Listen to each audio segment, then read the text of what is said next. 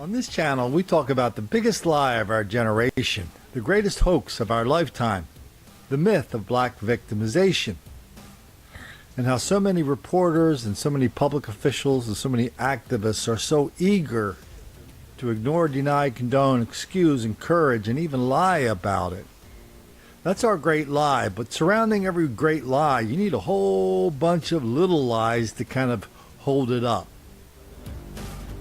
And the favorite place for the people who are in denial, deceit, and delusion about black victimization, their favorite go-to place to create a steady stream of fiction about relentless black victimization in this country are the college campuses.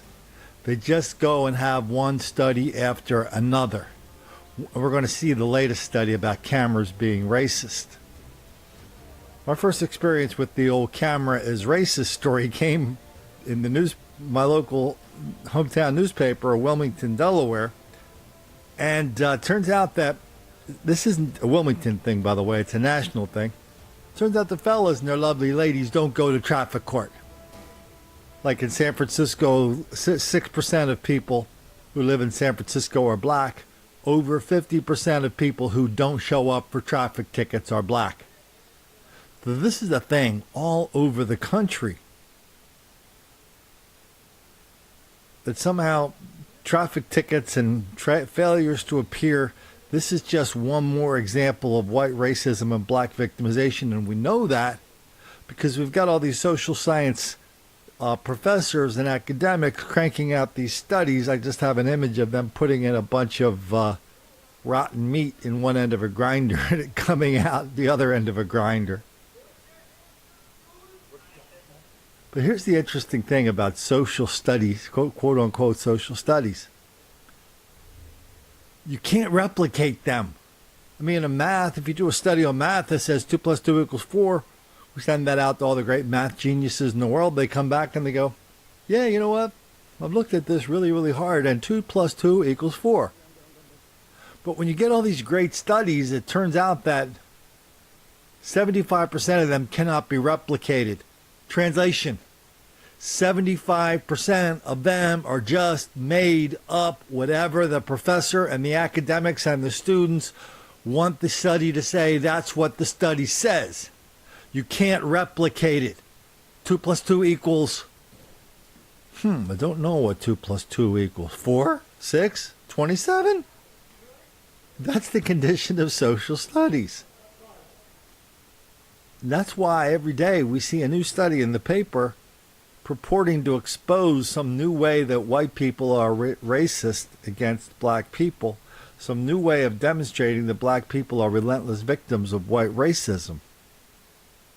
My favorite bogus test, we write about this a lot and Don't Make the Black Kids Angry, the test for symbolic racism. They ask you 5 or 6 questions along the lines of, do you believe in affirmative action? Do you believe black people should be given special treatment when they go to college to get into the college? If you answer these things with the attitude that everybody should be taken as an individual and you should be judged as an individual, not as a member of some large collection of grievance groups,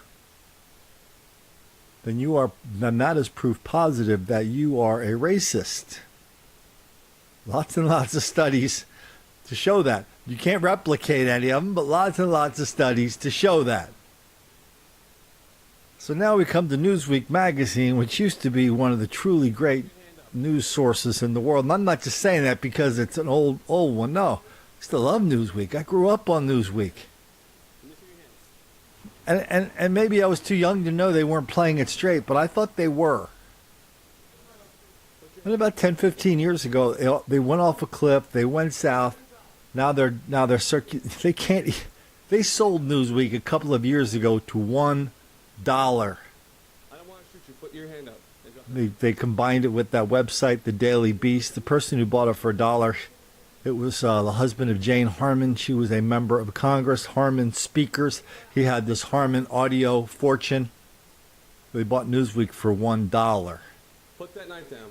And really, it's not even $1, because when you buy a publication for $1, what you're doing is assuming their debts as well, assuming their pension. So it's really $1 It's really like I'll give you $1, but I'm really taking us in the shorts for 200, 300, or 400 million dollars. So now Newsweek comes out and says police body cameras can threaten civil rights of black and brown people. New report says. I mean, I read it. I don't even think it's worth repeating what this stupid thing says, other than if you catch black people committing crime, that is somehow unfair. We've seen a lot of that over the last 5 years during all these riots in St. Louis or for Trayvon or in Baltimore or New York, when the fellas are out there throwing firebombs, creating riots, creating violence, committing mayhem. When the cops show up in anti-riot gear, you get the reporters to come out and say, yes, the cops in riot gear create riots. Preparing for crime creates crime.